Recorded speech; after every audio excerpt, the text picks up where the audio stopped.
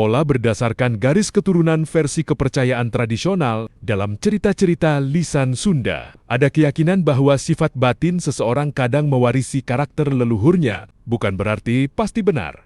Tapi ini pola yang sering disebut garis keturunan prajurit, ciri yang sering muncul. Mental kuat, tahan tekanan, tidak suka ditindas, cenderung berani, refleks cepat saat ada bahaya. Kadang emosinya tegas atau keras. Biasanya penjagaannya terasa saat kondisi genting. Garis keturunan Pangaping, pemimpin, ciri yang sering terlihat, punya wibawa alami, sering jadi tempat orang bercerita, meminta saran, ucapannya sering kejadian karena pengaruh sugesti tambah kepercayaan orang. Peka terhadap kondisi sekitar, penjagaannya lebih ke arah menjaga arah hidup dan keputusan. Garis keturunan spiritual, Karuhun Sepuh, ciri yang sering dikaitkan, batin halus, mudah tersentuh. Intuisi cukup kuat, sering mengalami mimpi simbolik, lebih suka ketenangan daripada keramaian. Tapi ini juga yang paling rawan salah tafsir kalau tidak dibarengi logika. Cara menguatkan batin tanpa harus mistis.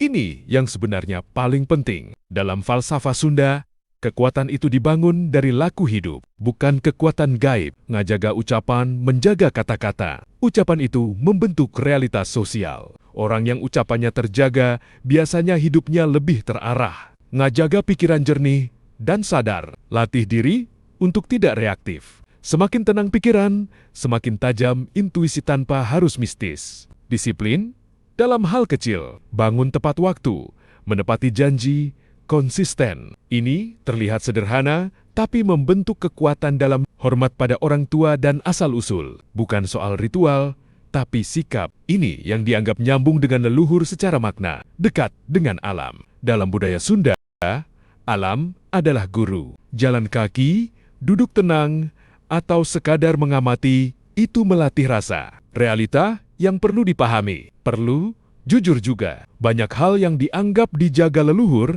sebenarnya bisa dijelaskan secara logis. Ini hasil pengalaman tambah kepekaan. Selamat dari bahaya, kewaspadaan tambah kebetulan. Wibawa, bahasa tubuh, tambah cara bicara. Jadi, jangan sampai semua hal langsung dianggap gaib. Inti ajarannya, kalau diringkas dalam sudut pandang yang lebih membumi, dijaga leluhur itu bukan berarti hidup jadi luar biasa, tapi lebih ke arah tidak mudah tersesat dalam hidup. Dan yang paling dihargai dalam budaya Sunda bukan punya penjaga, tapi jalma, nuhaid, laku lampahna orang yang baik perilakunya.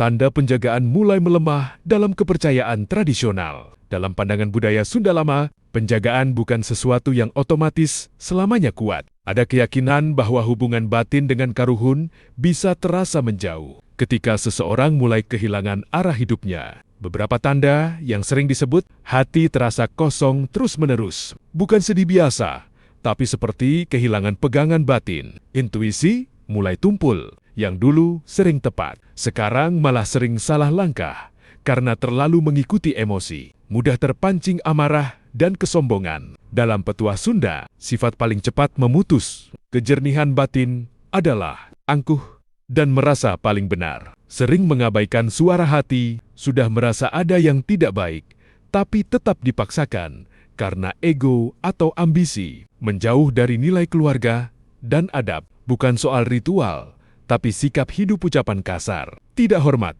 atau melupakan asal-usul. Cara membedakan penjagaan dengan sugesti diri. Ini bagian penting supaya tidak terjebak dalam pikiran sendiri. Penjagaan, intuisi sehat biasanya membuat hati lebih tenang, mengarahkan ke kebaikan, tidak membuat takut berlebihan, tidak merasa lebih hebat dari orang lain. Sugesti berlebihan biasanya membuat paranoid. Semua hal dianggap tanda, merasa diri terpilih secara khusus. Mudah percaya hal yang belum jelas. Dalam budaya lama pun, orang yang terlalu merasa punya kemampuan justru dianggap rawan tersesat oleh pikirannya sendiri. Filosofi Sunda tentang kekuatan batin. Ada pandangan sederhana, tapi dalam nu kuat lain, nu loba ilmu gaibna, tapi nu bisa ngadalikeun dirina. Orang kuat bukan yang punya banyak ilmu gaib, tapi yang mampu mengendalikan dirinya. Artinya, bisa menahan emosi, tidak mudah iri, tidak gampang sombong, tetap tenang saat diuji. Itulah yang dianggap